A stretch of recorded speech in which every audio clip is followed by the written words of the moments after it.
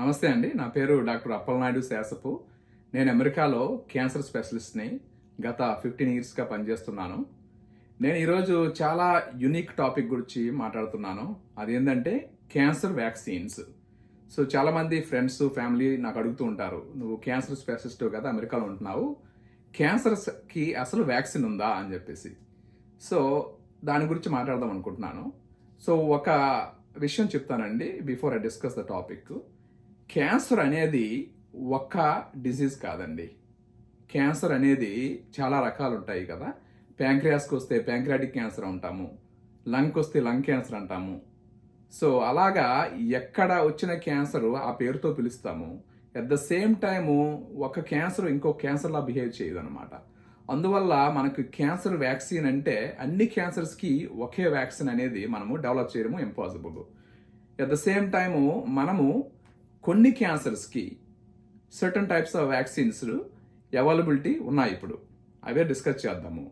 ఇంకా చాలా చాలా సైంటిఫిక్ రీసెర్చ్ జరుగుతుందన్నమాట, ఇంకా వ్యాక్సిన్స్ ముందుకు రావాలని చెప్పేసి. మెయిన్గా ఈ క్యాన్సర్స్, కొన్ని రకాల క్యాన్సర్స్ వైరస్ వల్ల వస్తాయి. ఆల్మోస్ట్ 8 వైరసెస్ మనకి క్యాన్సర్స్ కాజ్ చేస్తాయి అన్నమాట.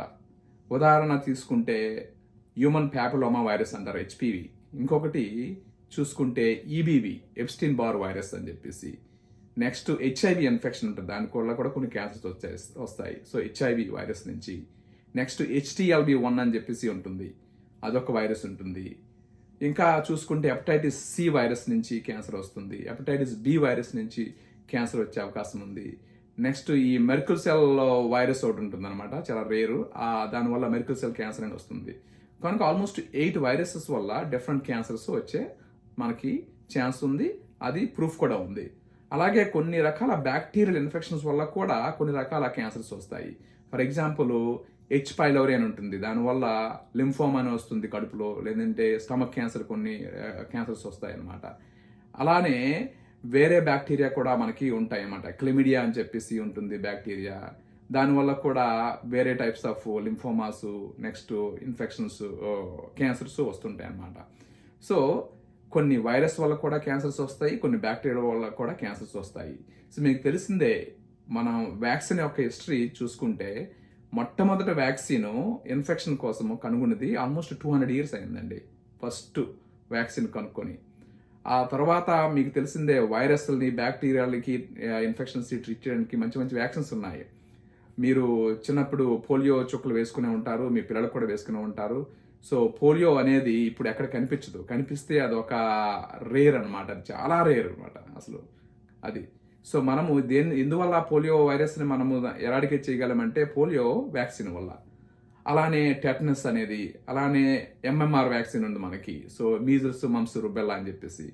వ్యాక్సినేషన్ వల్ల చాలా చాలా వైరల్ ఇన్ఫెక్షన్స్, చాలా చాలా బ్యాక్టీరియల్ ఇన్ఫెక్షన్స్ మనము అసలు ఎరాడికేటే చేస్తాము. స్మాల్ పాక్స్ తీసుకోండి, ఎక్కడ కేసులు కనిపిస్తున్నాయా? ఎందుకు? స్మాల్ పాక్స్ వ్యాక్సిన్ ఉండడం వల్ల.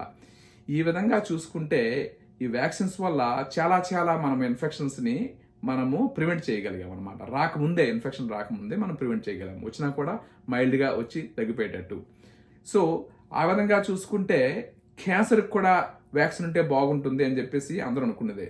అయితే చాలామందికి తెలియంది ఏంటంటే కొన్ని క్యాన్సర్స్కి ఆల్రెడీ వ్యాక్సిన్ ఉందన్నమాట. ఈరోజు నేను ఇంపార్టెంట్ రెండు వ్యాక్సిన్స్ గురించి మాట్లాడుతాను అనమాట. ఒకటి human papilloma virus HPV vaccine, రెండోది hepatitis B virus vaccine. Human papilloma virus అనేది అది ఒక వైరల్ ఇన్ఫెక్షన్ అండి. అది చాలా చాలా కామన్ అనమాట. ఇప్పుడు మన ఇండియాలో తీసుకుంటే చాలా మందికి బై ద టైం టీనేజ్కి వచ్చేటప్పటికల్లా చాలా మందికి ఆ వైరస్ ఉంటుంది. మెన్కి ఉండొచ్చు, ఉమెన్కి ఉండొచ్చు. చాలా మందికి సిమ్టమ్స్ ఉండవు కనుక మనకి తెలియదు మనకి ఇన్ఫెక్షన్ ఉన్నట్టు కూడా అనమాట. ప్రాబ్లం ఏంది? HPV వైరస్ వల్ల అది 10-15 ఇయర్స్ మన బాడీలో ఉంటే తర్వాత ఏమవుతుందంటే దానివల్ల ప్రాబ్లమ్స్ స్టార్ట్ అవుతాయి. ఉదాహరణ ఏంటంటే ఈ జెనిటల్ వార్డ్స్ అని వస్తాయి అనమాట, infection. Next cancer, cervical cancer అని వస్తుంది చూడండి. ఉమెన్లో సెర్విక్స్ అని ఉంటుంది, ఆ యూట్రస్ కింద భాగంలో. ఆ cervical cancer 99% of cervical cancer ఈ వైరస్ వల్లే వస్తుందండి. మోర్ దెన్ 90% ఆఫ్ కేసెస్ ఈ HPV వైరస్ వల్లే వస్తుంది, గమనించండి అది. ఓన్లీ సర్వికల్ క్యాన్సరే కాదండి హెచ్పివి వల్ల వచ్చేవి, వేరే అదర్ క్యాన్సర్స్ కూడా వస్తాయి. For example anal cancer, vaginal cancer, vulvar cancer, next ఈ మెన్లో పినాయిల్ క్యాన్సర్ వస్తుంది. At the same time men and ఉమెన్లో మనకి ఈ head and neck, throat cancers కూడా హెచ్పివి వల్ల వచ్చే అవకాశం ఉందన్నమాట.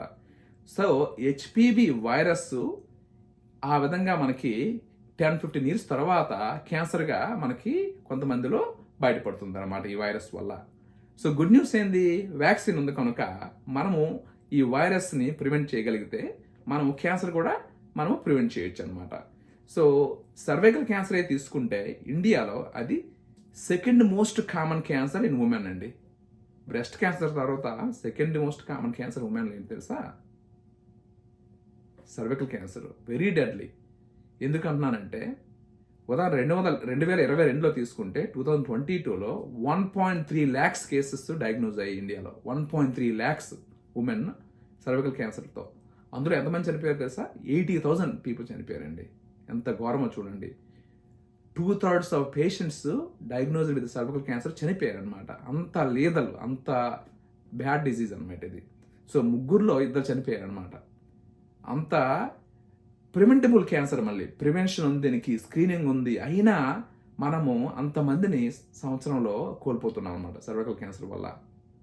ఓకే, సో ప్రివెన్షన్ ఉంది, స్క్రీనింగ్ ఉంది. స్క్రీనింగే తీసుకుంటే ప్యాప్స్మియర్ అని చెప్పి వినే ఉంటారు మీరు. ప్యాప్స్మియర్ చేసుకోవచ్చు ఉమెన్. కానీ ఇండియాలో చూసుకుంటే 2% of women only getting Pap smears అండి. 100 మందిలో ఓన్లీ 2కే ప్యాప్స్మియర్కి వెళ్తున్నారు అనమాట. ల్యాక్ ఆఫ్ అవేర్నెస్ అవ్వచ్చు, లేకపోతే అది ఉన్నదని తెలియకపోవచ్చు అవ్వచ్చు, లేదంటే అది ఏందో టెస్ట్ అంట అని చెప్పేసి భయంతో వెళ్ళొచ్చు. ఆ ప్యాప్స్మియర్ కూడా వెళ్ళట్లేదు. అంటే ఉన్న కేసెస్ మనకి ఇంకా యాక్చువల్గా ప్యాప్స్మియర్ చేసి ఎర్లీగా డయాగ్నోస్ చేయొచ్చు, లేకపోతే ప్రీ క్యాన్సర్ కండిషన్స్ ఉంటాయి అన్నమాట. క్యాన్సర్ రాకముందే కొన్ని స్టెప్స్ క్యాన్సర్ తీసుకుంటుంది.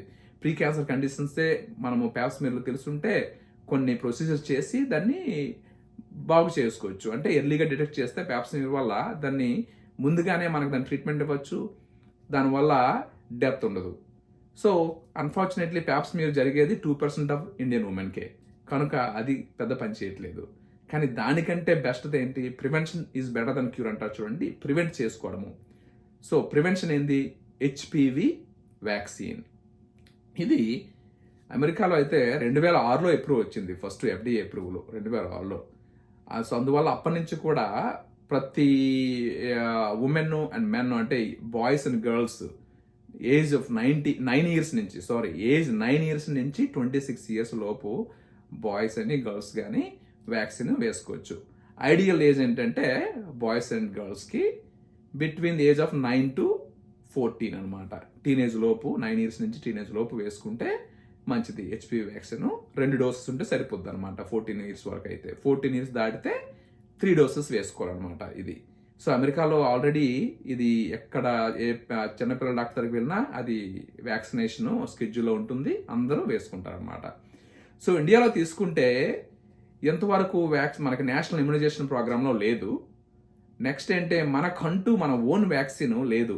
ఇండియాలో కూడా ఈ గార్డిసెల్ అని చెప్పేసి వ్యాక్సిన్ ఉంటుంది, అదే అవైలబిలిటీ ఉంది.